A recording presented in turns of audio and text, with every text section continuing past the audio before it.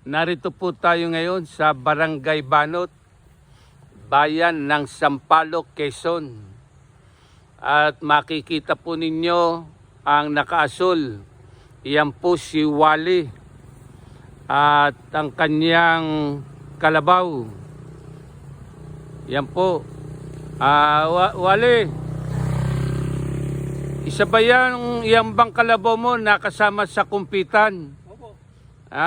Lapit-lapit ka, Wally, rito para magkarinigan tayo.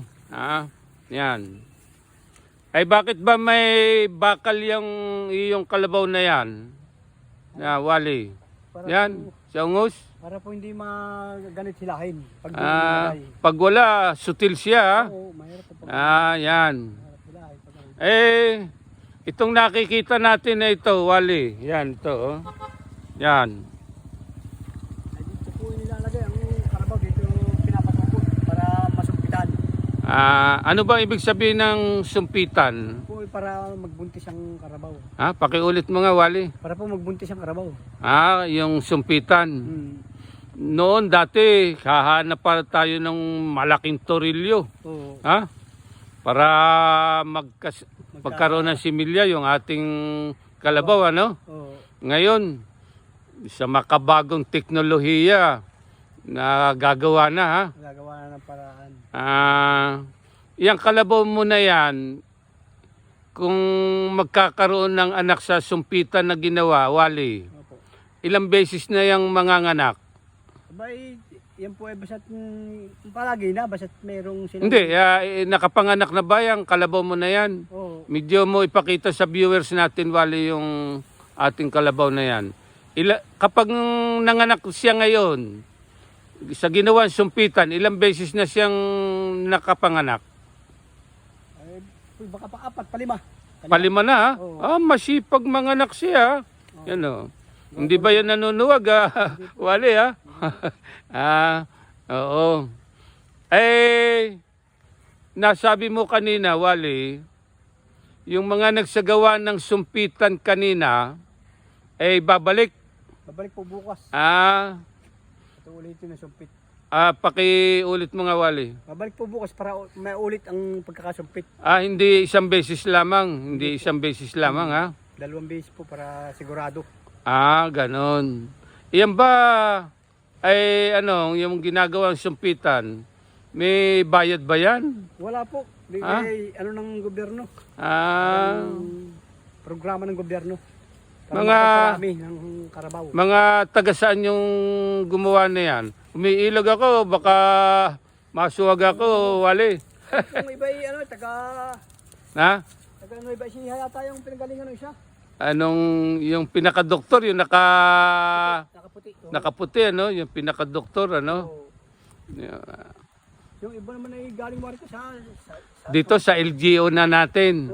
Sa Palok. Sampaloc, yung Department of Agriculture, ano? Oo. Yan pala yung tinatawag na sumpitan. Libre, ha? Libre. Yung pagsagawa.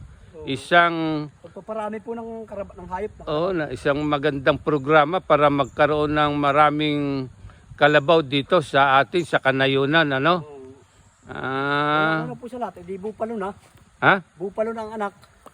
Malalaking lahi. Nga po, mapalitan ng malaki.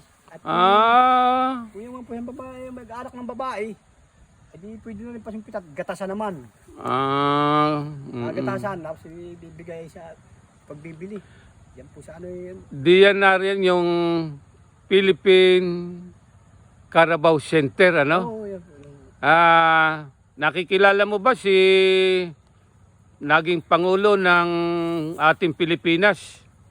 Kung bakit sumigla ang pagkakalabaw dito sa atin? At katunayan nga, pinagbawal yung yung pagkatay ng kalabaw. Nga po. Sino ang natatandaan mo Pangulo na yan? Yung sabi, walang kamag-anak, walang kumpare. Sino yun? Artista yun. Hindi ko tatandaan yun. Artista yun. Pinapanood mo siya.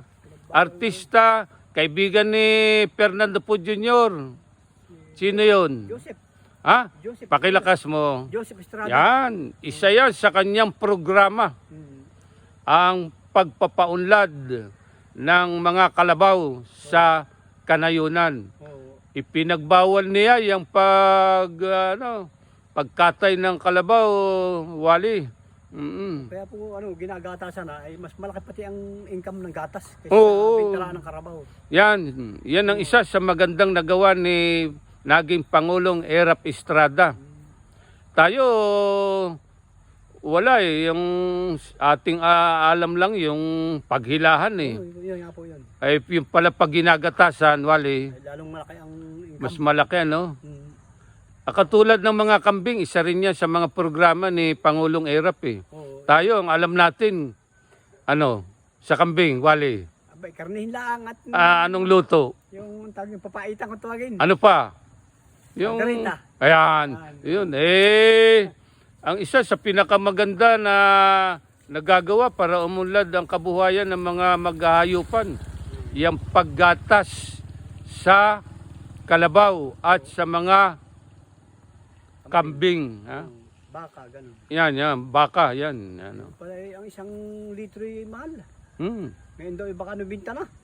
Alam mo, yung mga nakikilala ko, tayo ba may mga galing ng taga-India? Yung mga taga-India, yung mga nag-ano dito ng mga kagamitan, mga kung ano-ano. Ay, Bombay, di ba? Bombay? Pakilakas mo. Bombay po, Bombay. Yung mga Bombay, tinawag silang Bombay kasi galing sila sa India. India, oh. Ang pinakasentro, Bombay. Yan. Kaya tinatawag yan na Bombay. Oh. Alam mo, gustong-gusto ng mga taga Bombay, mga Bombay. India.